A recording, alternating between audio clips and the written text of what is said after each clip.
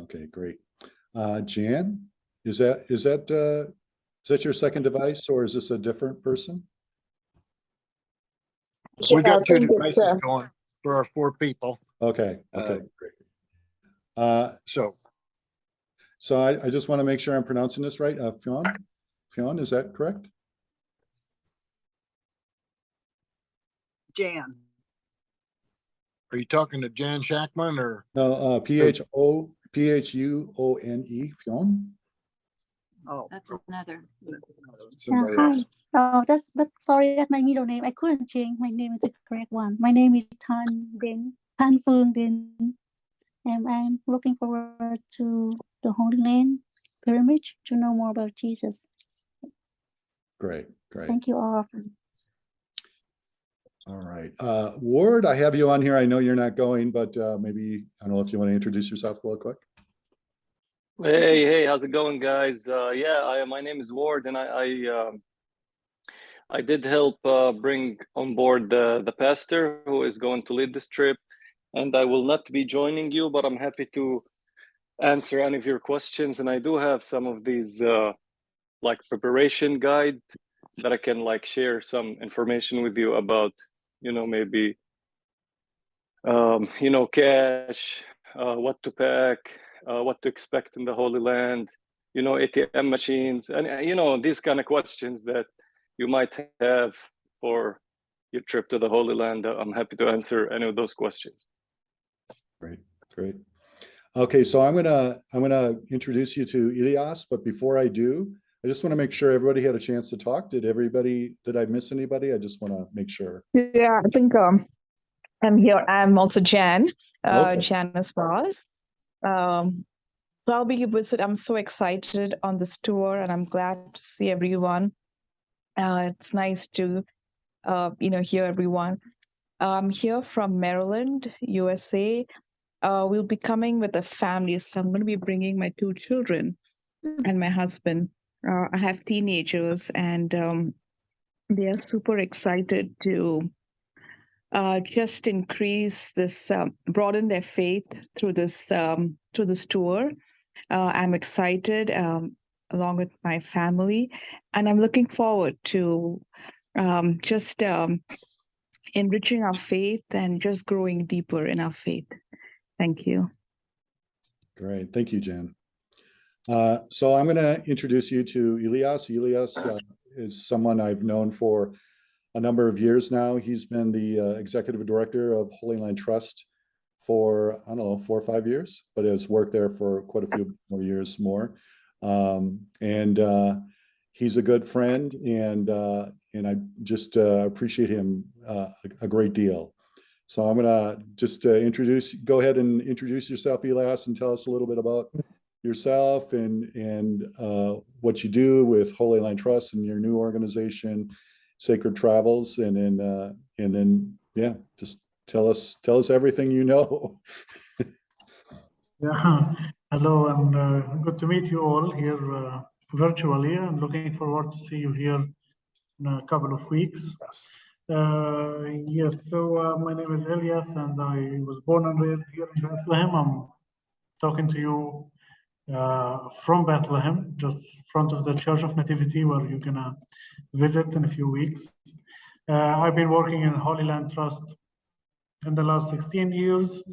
I'm a Palestinian Christian. I was born and raised here as a Christian family, for a Christian family. And Holy Land Trust is a non-profit organization that do work with the local communities in the Holy Land in several projects, development, and working mainly with the international community in, these kind of pilgrimage. It's a unique pilgrimage that I promise you will never find with any tour agency. Because the main purpose of organizing such trips is to connect you with the local communities, to come and get first-hand stories, to meet the living stones of this land, and to get to know more about history, culture, traditions, and to walk the path of Jesus, but you can get different perspective of what's really happening today in the Holy Land.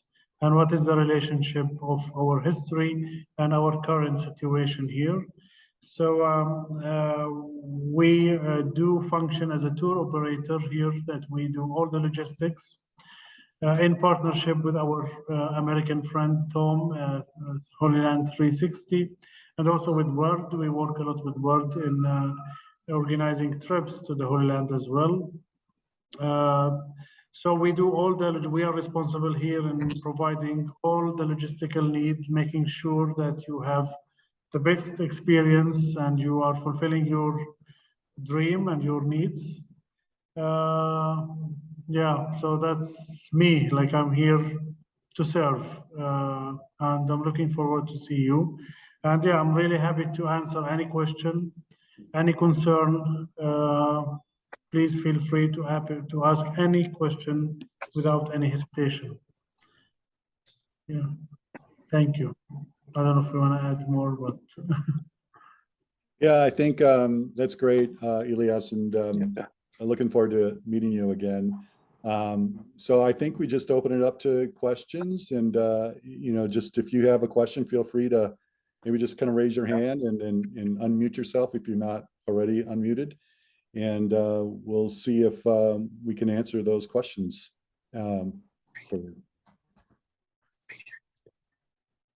I have a few questions myself, but I'll wait till if anybody else has anything.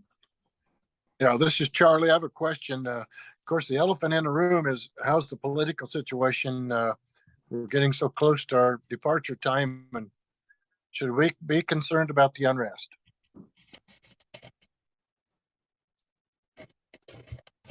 so yeah, the political situation is actually. I know it's, you know, like you hear a lot of, you know, things that happening in Israel, Palestine, and the media, but it's been happening in the last 70 years, which is really not, you know, risking any visitors here. And this is actually what our main purpose here. We will never put you in a danger places. We are not taking you to any risky places. We know we're taking you to the holy sites, to the places where, you know, very safe. There's nothing, you know, major is happening right now. There's, you know, some events here and there, which is, you know, away from where the tourist locations is. And we are always, you know, making sure, checking the situation every day. Like, if there's any you know, feeling that there's a 1% risk on our group, that we can switch the program or cancel the places that we're gonna visit and maybe do it later. So it's very safe, and you will find out when you come here. This is also one of the main things and the main purposes of our programs, that you can come and see by your eyes, and you know that you can see the reality, all different from what you see in the media. You know, like, you will get to see like how safe it is, how people are very hospitable, like welcoming, and you know, you will get to know more people and a lot of friendly people here that you will invite them. They might invite you to their homes while you're here. And believe me, that will be more safe than walking in Chicago at night. It's very safe here. And yeah, we will make sure everything is, you know, under control. Okay, thank you. I would just add to that. Oh, go ahead, Sylvia. I was just going to say, I've been there several times. I lived in Jerusalem for several months at one point, and stayed in East Jerusalem, which is the Palestinian side. And I was by myself, and I walked around all over the place. I mean, it was fine. Of course, you know, there are places that, I mean, in any large urban area, you have to be aware of your surroundings. You know, don't wear, you know, flashy clothes, that kind of thing. But that's true anywhere in the world. But I never felt any danger at all. And I was there during Ramadan. So it's really quite remarkable how the media portrays versus what the reality is. It's fine. That's good to know. Yeah. Yeah, I just want to speak. I've been over to that to that area several times and never felt, unsafe when I've been there too. And like you said, Sylvia, it's, bigger metropolitan areas. There's always a higher sense of awareness as any kind of big city that you're in, that you need to make sure you don't have your wallet laying around or stuff like that. But yeah, it's very safe.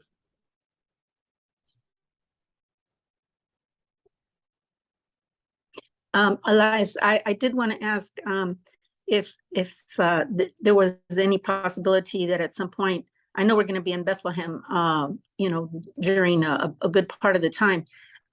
If we could hear from Sammy Awad, he would, I think, just, he's such a hero of mine. I would dearly love to see him again and hear from him and hear his story. I've not heard your story, so I'm sure your story is just as compelling. But having met Sammy so many years ago and kind of sort of keep up with him, it would be such an honor if I could see him again, if he's around while we're there. Yeah, so for those who don't know Sammy, he's the founder of Holy Land Trust. He used to be the executive director for the last 20 years. Now he's, working with us. He's, the visionary of Holy Land Trust. I will check his schedule. I'm sure he'll be around. He's in the state right now. He will come back next week. I'll make sure that we can invite him for a dinner, or, we'll have, space where we can meet him and hear his story for sure. Thank you. We can do it as, an optional activity after the Exactly. tour. Tour hour. Yeah. Exactly. Thank you. Thank you, Elias. Elias, this is one for just about the actual content of the trip itself. So whilst so I'm Catholic pilgrimage, and I really want to, a bit like what Mary said, I want to really sort of immerse myself and sort of see about spiritually how I can grow from this trip. I wanted to ask you, I know you mentioned a moment ago that there'll be some sort of chat about sort of the current ways of that they're living and political stances, but could you just expand on that a bit? Because I'm just under the understanding that it is a pilgrimage, a Catholic pilgrimage that is obviously all about Jesus's time. Yeah, so for sure, this is a Catholic pilgrimage, which is, focusing on the footstep of Jesus, visiting churches. But, during the tour, we cannot cover our eyes and forget about the reality. So during the tour, for example, in Jerusalem, we're going to visit the Via Dolorosa, the Church of Nativity, but the tour guide will mention about the current life, the current situation, what you're seeing. When we are driving from Bethlehem to Jerusalem, we're gonna go through an Israeli military checkpoints, and these are something that maybe the tour guide will explain to you what is the checkpoints. And we're gonna, visit some during the tour. Also, you will see the Israeli settlements.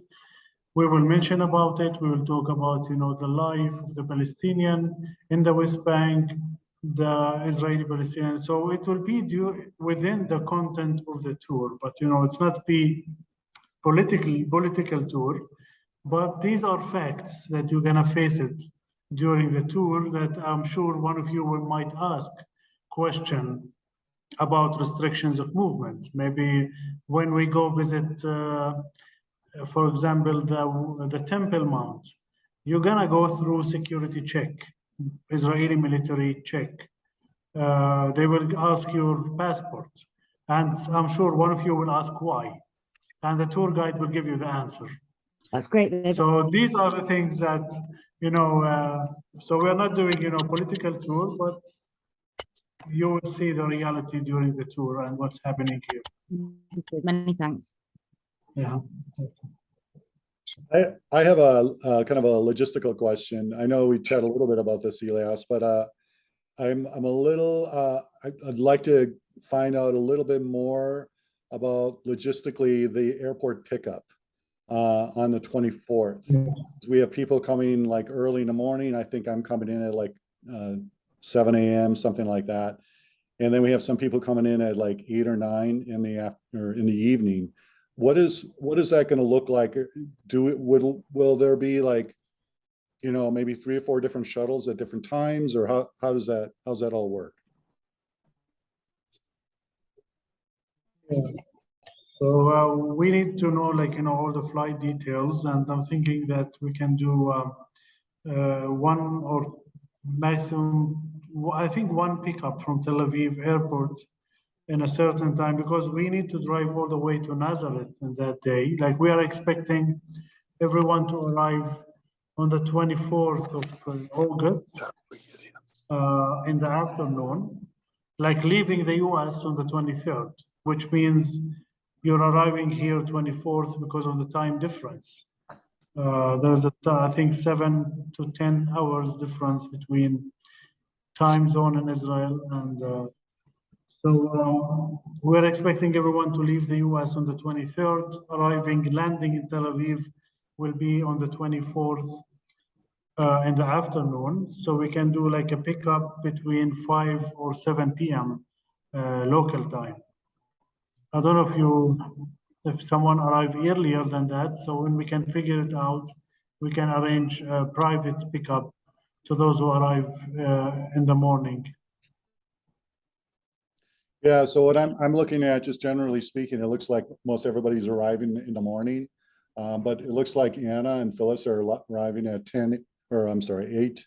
8 p.m. In the evening. So Oh, sorry, Tom, to throw a spanner in the works, but I'm arriving with Ashley from London at 16:35 in the evening, local time. Me too. I'm arriving from London at like 3:30 okay. So we're in the afternoon. in the afternoon. Yeah.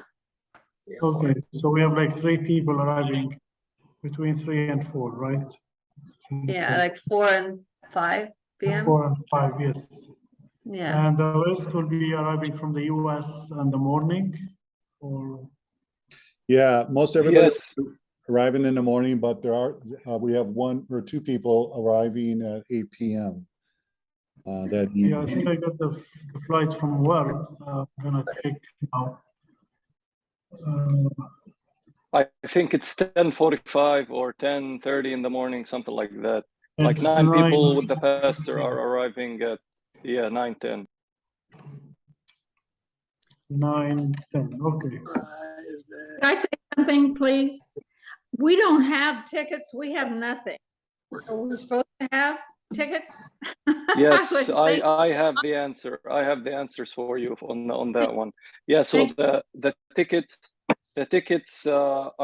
you're gonna receive the tickets within a week or so. Like usually they release it you know, within I think 15 days before the departure. That's the deal we had with the airlines. In order to be able to put you all in the same plane, so you're all living together with the pastor, the ones coming from Illinois. You're gonna be around each other in the plane. It's the same route, same stuff. So you're all together. So they will release all this information 2 weeks before departure, and I will make sure you guys, you know, get everything. So no worries. Okay, thank you very much, Ward. So is there a contact phone number when we land? Do we call you?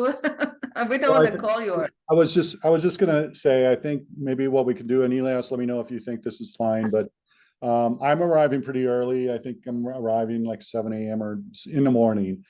And as we get closer, I can actually give you my number now, or you know, I have your number, Tom. Okay, so I'll be there. I'll be in the airport, and I'll, you know, work towards getting everybody coordinated together. So you can certainly call me. What time does the plane leave? Are you talking about on the 1st of September? Out of St. Louis. Elias, do you have the info that I sent you? I don't have it in Yes. front of me right So now. it leaves St. Louis 7:25 a.m. on the 23rd to Atlanta, arriving Atlanta around 10 a.m. And then you have layover Atlanta from 10 a.m. until 2:40 p.m.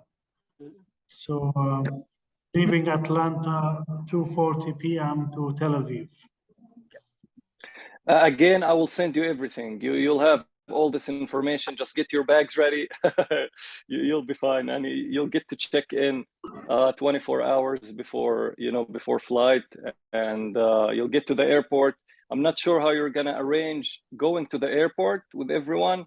A lot of you know Pastor Dean, and you can go together. You guys can hop in one car and park it at the airport. I'm not sure what are you guys deciding to do there, but when you get to the airport, it's you're all the same route. All of you will land in Tel Aviv together. You got in route, all of you. Okay, What so about, go ahead. What about cash, money? Do they take American money, or is it?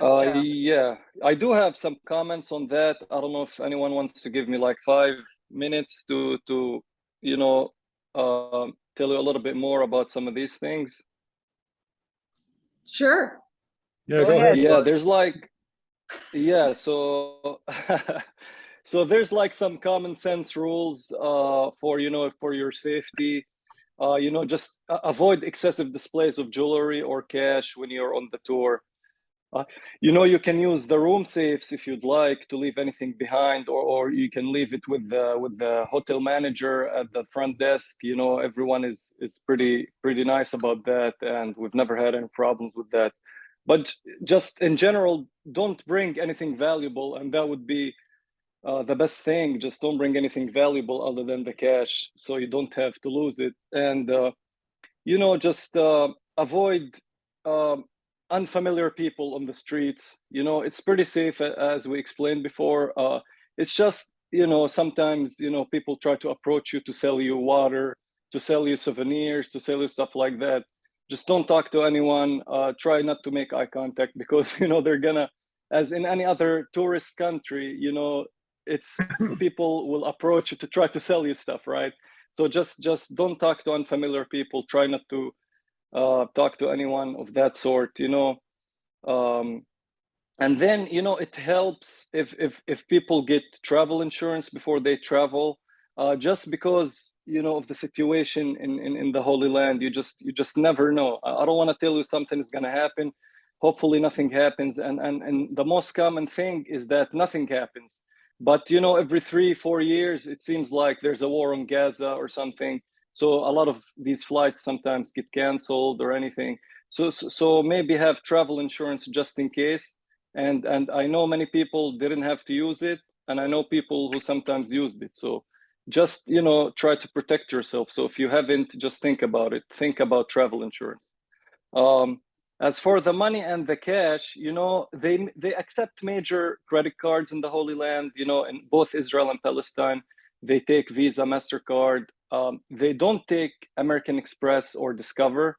Maybe that's something I should mention. Just make sure you have maybe Visa or MasterCard, because that's the major credit cards everyone accepts. But honestly, even if you had cash on you, they will take dollars. You don't have to even convert it to shekels. But it is maybe easier to convert it to shekels. But if you want to ask me also what kind of money to bring or how much money to bring, also that's hard to answer, because everyone has a preference on how much they want to spend. You want to go try local food, you want to go to a restaurant that night, you will want to go smoke hookah, you want to go whatever that night. I mean, it's totally up to your preference how much you want to spend in the Holy Land. But cash is good. If you bring cash, people will take it from you. It's easier than a card in some places. But the major supermarkets, all the restaurants, they all will take your card. So if you have a card, a Visa or a MasterCard, everyone will accept that. Mostly everyone. But having cash is a smart idea. So maybe you should get cash if you had the chance.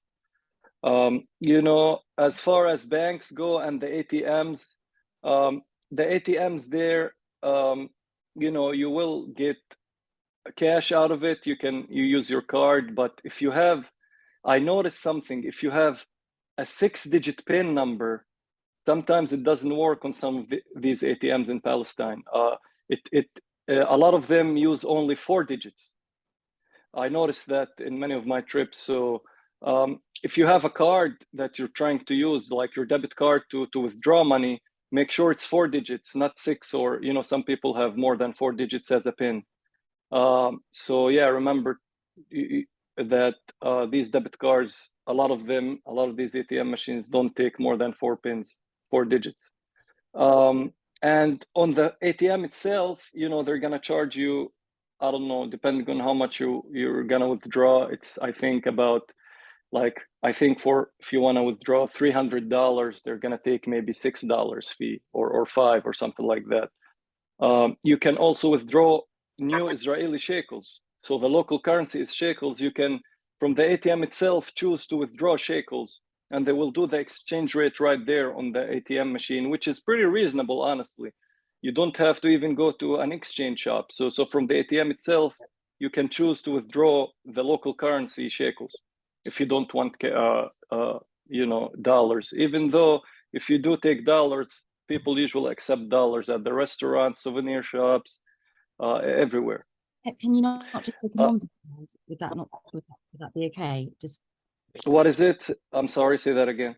Monzo card or a Starling, you know, like the online bank, the Monzo, so that you don't have to worry about. Yes, that works. That works. Never ever be charged. That's an international rule. Everyone get a Monzo card, and I promise I don't work for them. So it's a prepaid card. No. Yeah. No. Yeah. So Monzo is just like a bank. It's an online bank. Okay. What most people I know do is we always have one. There's lots of competitors, and they you just put all your money on that card, and there's no charges abroad. There's you're just covered for, it's just your traveling card, if you like. So that's amazing. Yeah. That's amazing. So you have no international fees. You withdraw money from any ATM, and it's not expensive. That's good. That's a smart idea. Yes, you can definitely do that. If you want to get a prepaid card, put money on it. If you don't want to risk your bank itself, like the debit card from your bank, you don't want to risk losing that, or any, you know, that's a prepaid card is a good idea too. Yes.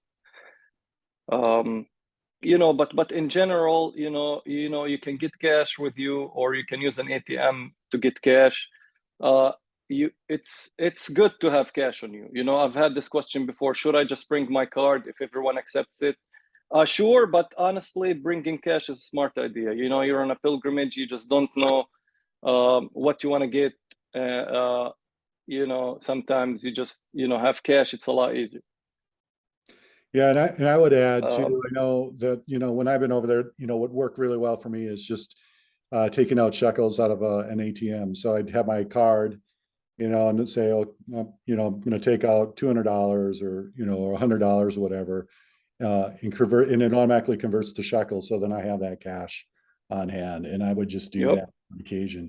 What I wouldn't do is bring like a wad of $1,000, you know, American dollars, and, you know, and use that. You know, you don't want to have that much cash on you. So I would just take, every couple of days, I take out a little bit for the next coming days and stuff. So, and it's good to have the shekels, like the coins. A lot of times it's just so easy to just give somebody, you know, whatever they're, you know, in coins, to have that on hand. So.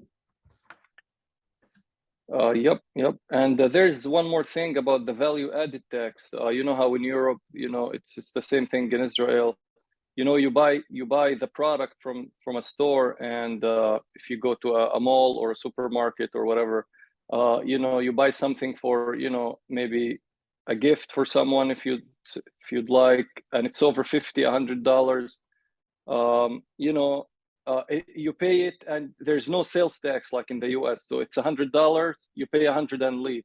But you know, the value added tax is 18% in Israel, and if you you know, if since you don't live there, you can get a refund.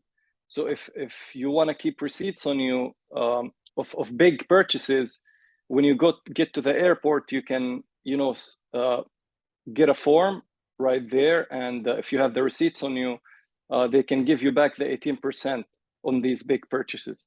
So I'll just want to put that out there. You know, the value added tax, a lot of people sometimes get a refund for big purchases. So maybe keep that in mind. As for the tipping, I'm not sure how it's structured, this pilgrimage per se, Tom or Elias, about the tipping or the tips. Maybe if you want to explain a little bit more on that side. Yes, can you speak to that a little bit?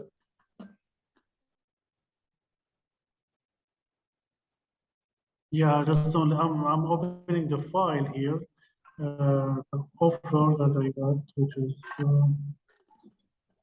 yeah. So tips are included. I mean, we include the minimal tips for tour guide, drivers, and the hotel. Usually, you know, tour guides and drivers are expecting tips by the end of the tour.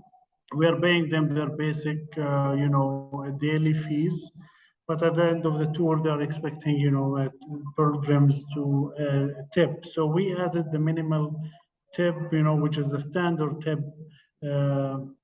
tipping, you know, policy here in the land for the tour guide, the bus driver, and for the porterage, for the bellboy at the hotel. But you are welcome, you know, to have any love offering at the end of the tour. If you would like to add more tip for your guide or driver, that will be, you know, very nice from you.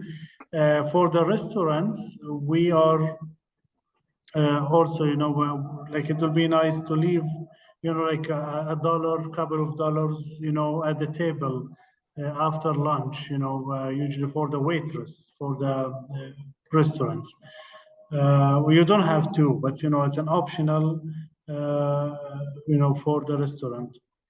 But it is included in the tour, you know, it's included in the budget for the tour guide, the driver, and the hotel. But for the restaurant, it will be nice to add, as I said, a dollar or two from each person at the table after leaving the restaurant, so before we leave.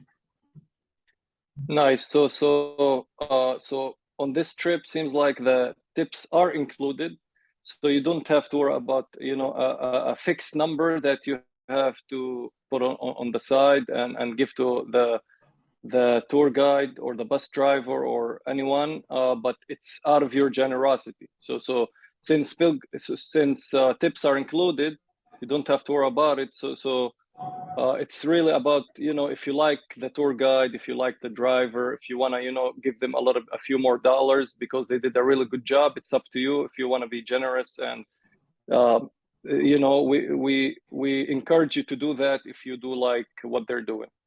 I want to touch on also some of the, you know, things that, you know, if you're coming from the United States or other places, maybe not from Europe, I think they have the same voltage as us in the Holy Land. You know, if you're bringing hair dryers, you know, you know, bringing your appliances with you, and you just make sure it says on the cable that it takes 220 volts. You know, a lot of our products here in the United States come from, you know, China or come from other places in the world, so they are already 220 volts.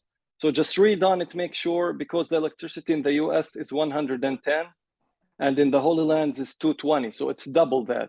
So just make sure if you're bringing, you know, like a hair straightener with you or whatever, just make sure it says 220 on it. If it doesn't, you'll need a converter to use it, or else you're gonna, you know, you're gonna blow it up.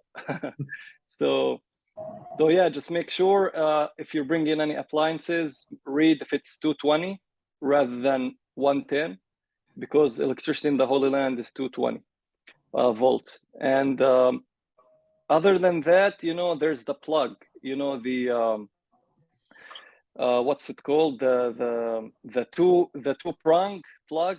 I don't know if you want to like just Google European plugs or Israel plugs in Israel, two prong plug. That's the one you need, because if you don't have it, that's not the converter. Now that's something else. Now to convert from 220 to 110 or from 110 to 220, that's one thing. But then you need the two prong plug to connect, you know, to the outlets in the Holy Land. So make sure you buy that. or else you're not gonna be able to charge your phone, or you know what I mean. I have a I have this little, it looks like a little square box kind of thing, converter. And I would suggest getting one of those just by my Amazon. What's that? Yeah, yeah, I like that, what Diane is holding up. Yep, that's the one, Diana. Yep, if you wanna speak, Diana, so the screen picks you up, go ahead and say something. Sure. I just got it out of Amazon. It's called a foldable travel adapter, and it did say it worked at the Holy Land. It said it worked at Israel, so that's what I got. Cost what, like $11? I mean, it doesn't cost that much. Yep. So there you go. That's something you need 100%. Please make sure you get one of those if you're coming from the United States. I'm not sure about other places, if they have the same ones in Palestine or Israel. I'm not sure, like in Britain or. It says US to Europe, so I don't know. Yep. I think Europe has the same thing then. Yep. I have one that has like all kinds of like USB ports and USB-C and regular outlets, so you can plug in all your phones and devices and stuff like that. So that's really helpful. Awesome. I have This one has that, and you can plug in your phones on that. Yep. I have a question about clothing. I know there's some restrictions on what you can wear at the various holy sites. I wonder if Elias or Ward could speak to that a little bit, just to make sure everybody's packing what they need. Yeah. Just consider the climate too. It all depends upon the season you're going, and you guys are going when it's hot. So keep that in mind. It's gonna be hot. I would suggest you check the Weather Channel or something before you leave. Like get a 7-day or 10-day weather report for Jerusalem, for Bethlehem, for Nazareth or Tiberias. Just see what's going on. So check the Weather Channel or the forecast before you leave. You should wear some layered clothing, but maybe light. A light coat in the early morning. Sometimes that's weird, but at night it gets chilly. Maybe get a light coat, and obviously you're gonna remove it throughout the day. It's gonna be hot. No formal clothing, definitely. So please, no formal clothing. Get like slacks, pants, capris, stuff like that. Short shorts or revealing blouses are not permitted in churches or in religious sites. So you can't be on. So most days it's gonna be a religious site we're gonna visit, right?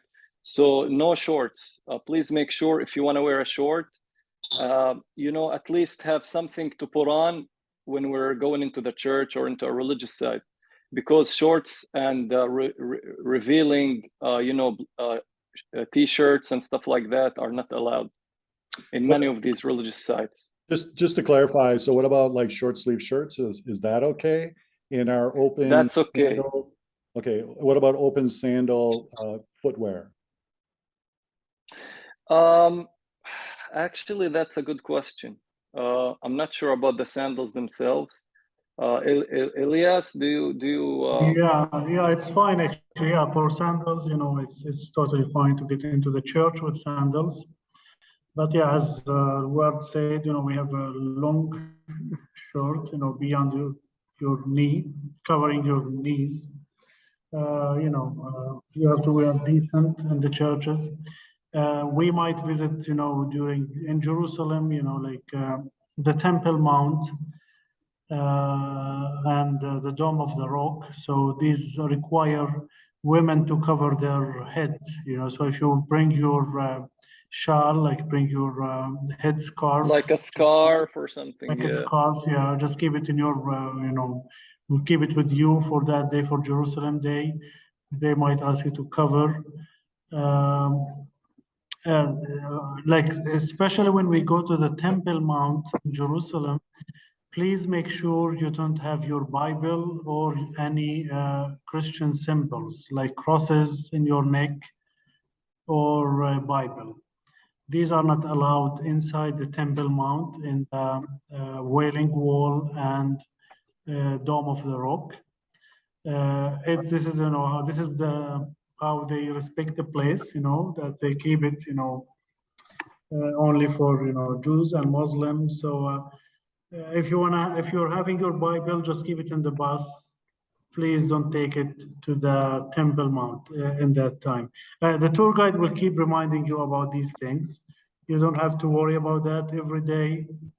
The tour guide, we have a very professional tour guide, very expert one, speaks fluent English, so he will be giving you tips a day before or during the day. You know, they will give you tips what to bring and what to do for the next day. Sorry, Ellie. So yeah. I'm not allowed to wear my crucifix around my neck. The mount. You can keep it maybe, but not, you know, just put it out. You can keep it in, but, you know, just under your shirt. It's not a big deal, you know, it's not, you know, a big problem, but some people feel offensive, you know, for their, you know, religious, you know. We have to respect that. One thing I'd That's the also mention problem. too is with one of the trips I was at, someone when they were in the Temple Mount, they were taking pictures with their iPhone, and I was too. But I don't know, somehow she got like zeroed in, and they made her delete the pictures off her phone. I didn't have that happen, but so it's you just got something to be aware of. So. Are women Yeah, allowed at the Wailing Wall? That's a very good point, Mary. Now we've just heard about the crucifix. Women, they're segregated. There's a small chunk of space that women are supposed to go to, and you're not allowed to go to the main part of the wall. Yep. It's the same wall, but it's a smaller section off. Okay. I did want to ask, when I was there before, I wore a hat, like a straw hat. I wasn't asked to wear a scarf, so I wonder if did that change? Because I did have a straw hat on. Would that be acceptable, or did it? If it covers your hair, then it's fine, because usually it's for women, it's really just about covering the hair. That's just the tradition for these, like for Dome of the Rock, or like for the Muslim side, or for the Jewish side, the Orthodox Jewish side. It's really just about covering the hair for women, honestly. That's the main reason. I have a question. So we can wear capris that cover your knee. We can wear anything really that Yes. covers your knee, except certain places, and they have to be long pants. Is that right? Yes, that is correct. Yes, for both sexes, you know, for both sexes, just avoid tank tops. You know, jeans are not comfortable in the hot weather, so avoid jeans. And also for both sexes, just, you know, we encourage you to wear lightweight hiking pants, you know, made of maybe, I guess, synthetic fabric, you know, like Columbia or North Face or stuff like that. Some of those like pants also have like a zip off bottom that convert to long pants or shorts. You know what I'm talking about? Like some of these have the zip off bottoms on it. You know, and also, you know, long light skirts for women are comfortable. Like if you want a skirt, like a long skirt, that would work too, you know, as a dress code. You know, just make sure, again, it's light color because it's hot and it's sunny. You know, and for men, like light khakis work as well. And of course, you need comfortable shoes. Sorry, go ahead. Can women wear dresses? We can wear dresses, correct? As long as our shoulders covered? Yes. Okay, can it be long dress as long, yeah. Can it be a slight V-neck? A small V-neck is fine. Yeah. Okay, but we can, but on the days we have to wear long pants, could we wear dresses? Yes, you can, because the long dress is still covering, you know, it's a long dress, right? All the way. It's mid, it's like 7 inches under your knee, but it's not to my ankle. it's fine. Under your knee, you're fine, you know. But maybe the Jerusalem Day Temple Mount may be the only exception. Okay, One thing thank I, you. one thing I would mention ahead. also is if you go to say like the Temple Mount or something like that and you don't meet the requirements, they have, a lot of times they'll have like things that you can use to cover up. So even if you're, don't meet the requirements, they usually have something there. Yeah, yep. Go ahead, Jan Shackman, go ahead. My question is, if we get to the hotel and we forgot something, our plug doesn't work or something like that, does the hotel have that to loan out? Usually, yes. Usually, from my experience, other people have forgot their plugs. So you go to the front desk and you're like, hey, I forgot my plug. Do you have an extra one? And sometimes they do have it. And if they don't, we will provide you one. There's stores all over the place, and we'll make sure we get you one if the hotel doesn't have it. So if you forgot something, you'll be fine. Okay, thank you. Sure. I also purchased these handheld fans. Oh yeah, that helps. Put out a lot of air, and the brand I bought lasts 24 hours. So just FYI. That's good. That's good. As long as you have good batteries, it should last a little bit more. Right. Thank you. Yeah. And make sure you have a good pair of walking shoes. If it's new, make sure you walk a little bit more in them, like a week or a couple of weeks, just to break them in. Yeah. I think that was all my notes on the clothing. Right. Okay, thank you, Ward. Of course, no problem. Yeah, other notes maybe. Let me see here what I might have missed. Just like the communication, like telephones, try not to use those at the hotel. They're expensive. If you want to make a phone call, I guess, try the free ones like WhatsApp, Facebook Messenger, FaceTime, because there's Wi-Fi everywhere. And honestly, just try to use that instead of, taking your carrier with you. Like if you even have a carrier, AT&T, T-Mobile, whatever you have, it's going to be expensive sometimes to use those. So I guess just make sure you use the Wi-Fi rather than, paying money, because that's free. Yeah, and I would add. Yeah, so that's a recommendation. I would add to that too. I know, like when I was over there, I had a AT&T plan where it's $10 a day if you use any data.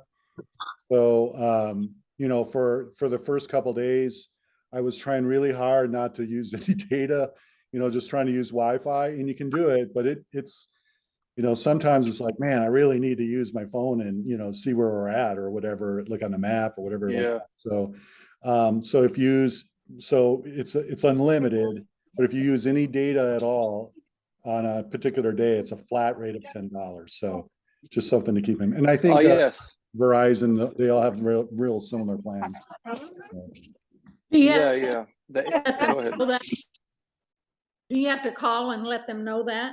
Yes. That Yeah. you're out of country? Yeah. Yep.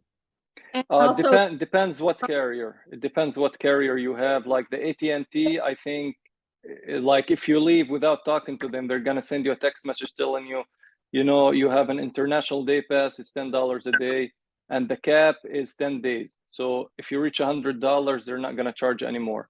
And the trip is 10 days, so it's gonna be $100 if you're using AT&T. I think if you have T-Mobile, it's only if you have a certain kind of plan, it's free. You can have data for free with the same plan in the United States. So you don't have to pay anything even while you're there. If you have the T-Mobile, the most of their plans are like that. So I guess just check with them before you leave, or again, just use Wi-Fi. Even on the bus itself has Wi-Fi. So in most places, you're gonna have internet, unless you're on the street, like Tom said, and you want to check something and you want to use the data, the 4G or the LTE, whatever they have there. then you're gonna have to use your carrier.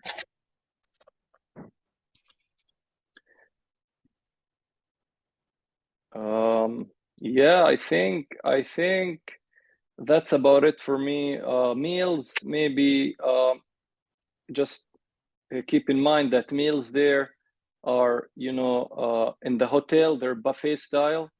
In the morning for breakfast and at night for dinner, it's a buffet style, which is mostly gonna be Mediterranean food, and most of it is gonna be cooked, well cooked. We don't have any raw meat kind of meals or stuff like that. So, and a lot of the food there is organic, or honestly, most of it is local. So it's gonna be good food. The only thing that please keep in mind is tap water. It happened so many times in the past with my pilgrimages where people get sick and stay at the hotel for a day or two just because they drank tap water, and it doesn't fit well with their stomach. They just got the stomach bug because, you know, the water in the Holy Land is not the same as your country that you live in. It's not that it's bad water, it's just they don't use the same combinations of materials, chlorine, fluoride, whatever they put there. So a lot of people catch the stomach bug. So just avoid tap water so you don't miss any of the days. And if you do that, you'll be fine. And you know, bottled waters there are not expensive. So you just drink bottled water rather than tap water. Please remember this one, because it just happened recently, a few weeks ago, where a woman had to stay a couple days at the hotel and missed Jerusalem Day and missed Bethlehem Day. So yeah, just avoid tap water. And yeah, I don't know if you have any more questions while I'm here, because I have to go in a couple minutes. Yeah, I just have a quick question. This is Jan. I think, sorry, I was having internet issues at the very start. And I just wanted to just throw in, because the arrival, I heard there'll be a couple of pickups. We are a family of 4, and we're arriving on the 24th at 2:20 p.m. And then we're leaving on September 1st at 5:15 in the morning is our flight. So probably we'll need to leave like at 2 o'clock-ish Yeah. on the 1st. But on the 24th, we are arriving at Tel Aviv at 2:20 p.m. So I just wanted to throw Jan, that in, because yeah, we are a family of 4. yeah, that's cool. Yeah, Jan, just make Thank sure you. you send your flight information, and not just Jan, everyone, please just make sure you send all your flight information to Tom or to Elias, and they will make sure, as we just discussed, a lot of them are coming around that time, you know, in the morning, around noon, and you're coming around 2 o'clock, so you're probably gonna use the same shuttle. And then there's gonna be one more probably at night for the 4, 5, 6 o'clock ones. So just send your information in, your flight information, and we'll communicate with you everything else, and what to do next. And we're not gonna leave anyone behind, no worries. Okay, thank you. Of course. Yeah, all right. I have to go, guys. Thank you so much. And if anyone needs anything, just shoot me an email. And yeah, good luck. It's gonna be a really nice trip. Yes. Thank you, Ward. Thanks, Ward. God bless. Thank you. I God just, bless. Bye-bye. go ahead, Elias. No, I just have a suggestion. Maybe if we can share like an Excel sheet that everyone can add their flights, and we can arrange, you know, pickup time and transfer time, you know, for the arrival and departure.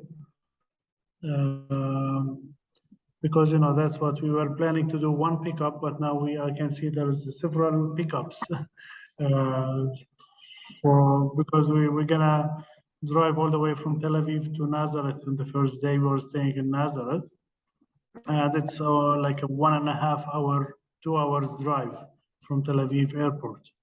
So I don't know if, Tom, you have all the flights with you? I have almost all the flights. There's still a few that I need, but I'll reach out to those individuals. And then what I'll do is I'll put a Google Docs spreadsheet that everybody can have access to and see everybody who's coming and names and contact info and flight information and stuff like that. So, yeah, I can do that. So I know, I think most everybody's aware, there will be a mass held every morning by Father Dean. And also I was wondering if anybody would be interested in the evening, obviously voluntarily, to have a time of prayer, specifically centering prayer in the evenings. Would anybody be interested in that? Yes, I am. Okay. Iris. So we'll most likely offer that. We'll see, you know, as far as where logistically where that would be, probably someplace in a hotel, but Yeah. So yeah, we will have masses every day. Will be arranged in different places, you know, in different time. We're gonna have a mass in Cana of Galilee where, you know, couples may renew their wedding vow. If we have, I think we have couples here coming. So it's an opportunity for you to renew your wedding vows at Cana of Galilee with Father Dean. We're gonna have mass mainly, you know, as Tom said, first day we're gonna have it in Mount of Beatitudes. Second day we're gonna have it in the Mount of Transfiguration, and we're gonna have, you know, in Haifa, like in Mount Carmel, Bethlehem, Jerusalem. So we're gonna have a daily masses with Father Dean. Yeah. And if you have any special requests, yeah, please also let us know. If you need maybe your private time, you know, in a place or in a church where you feel you want to have your own time, just let us know in advance. Yeah. One thing I would add, I just want to encourage you guys, you know, this is a pilgrimage and you're going to be in and around holy sites. And sometimes there might be an expectation to feel something or expect something during that time. And I would just encourage you to let God work in your heart and experience it. When you go to a holy site, it's kind of like if you're outside and it's cold and you go into a room, you go inside and it's warm, you don't have to try to experience the warmth. It's just there. The warmth is just there. You're automatically warm. So when you go to a holy site, it's holy. And I would just encourage you not to try to expect something, but just relax and take in what God has for you during that time. I've heard people mention that when they go to various holy sites, if they have the time, they just lay down on the pew and take a nap, you know, and just immerse themselves in that. So I don't know if we'll have time to take naps, but I just want to encourage you to just soak it in and not try to create some expectation necessarily.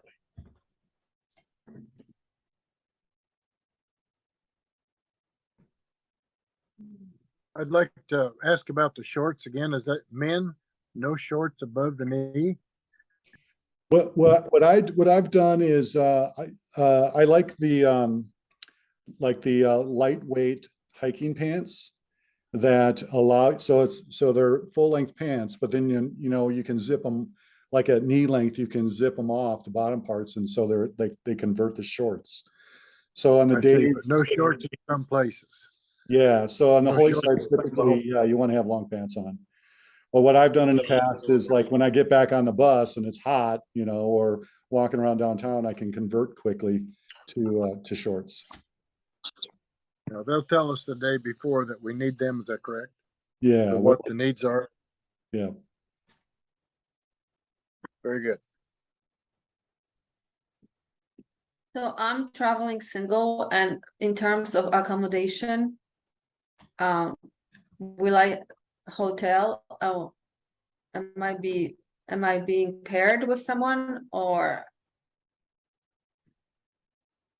Because I did use double occupancy, that I requested double occupancy, but I'm not sure if there is a single person, female, obviously. Elias, can- Yeah, let's see. Yeah, because I have here the grooming. Like, sorry, your name again? Because I missed the. My legal name starts with A. Okay, Agnieszka. Mary. Yeah, Mary. All right. So here we have the twin rooms that we have for. Mary. So I'm just trying to see here. Your last name is Agnes? No. Matchnik, Machnik. Agnieszka. Okay.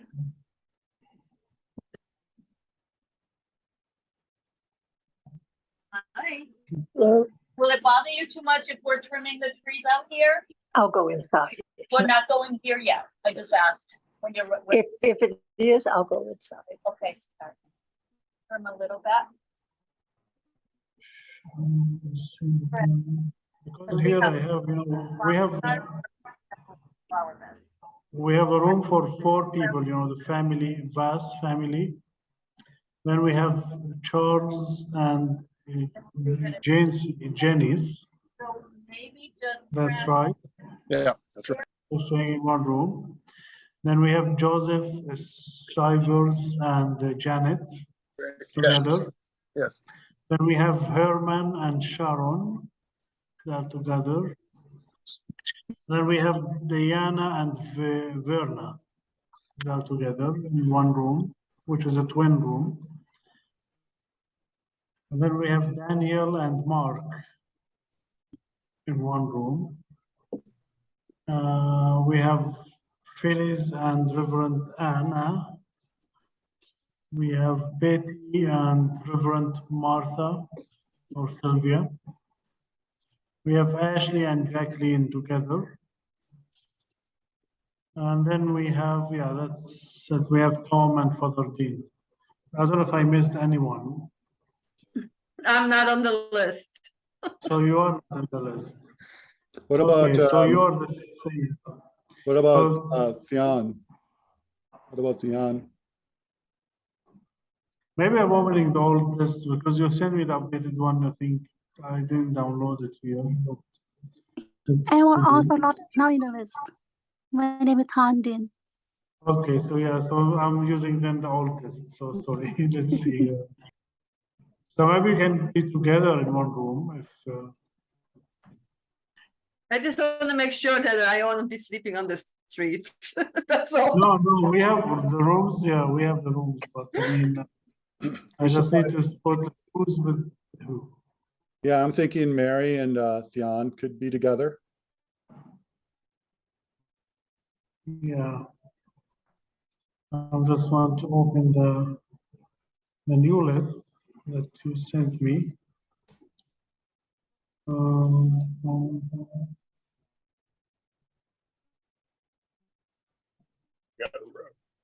Okay. So yeah, I can do it, like if you don't mind, staying together in a twin room, 2 beds and a 2 separate bedroom. Sure. Yeah. I don't mind. Okay, so like that, yeah.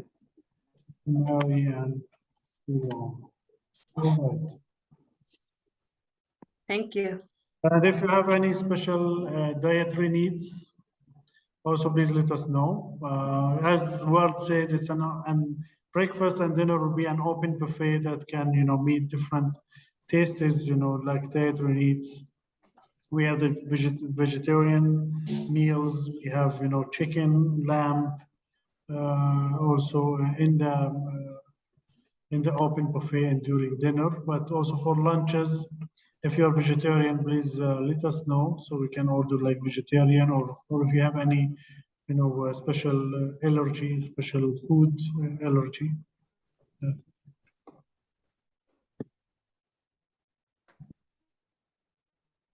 Okay.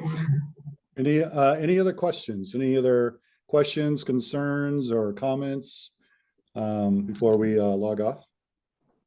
Hi, I'm Diana, and I have heard of couples. I guess if you don't travel a lot, you wouldn't know it. But if you're going to be out of the country, you need to let your credit card company know that, or your transaction won't go through, may not go through. That's a good point. Yeah. You Yeah, need we to. have.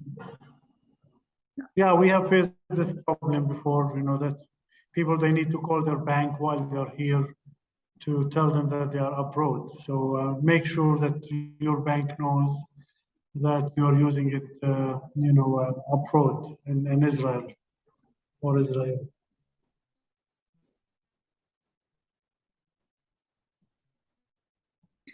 Are we visiting holy sites every day?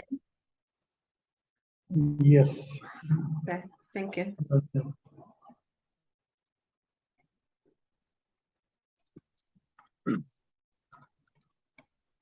Any other questions? All right, I think that's it. If you do have any additional questions that you think about after this, feel free to shoot them to me or to Elias or to Ward, and we would be happy to help. Yeah, so I'll put together this spreadsheet and I'll email that out to everybody so you can go and take a look of who's on the trip and a little bit about them and contact info and flight info as well. So everybody will have that available. Anything else? I think if not, we'll go ahead and log off. And if we do need to do another one of these meetings prior to the trip, we can certainly do that. But otherwise, we'll see you guys in a couple weeks on August. Okay. Thank you. Thank you. Thanks a lot. Thank you. Thank you. Thank you. Yeah, we'll see you in a couple of weeks. Okay.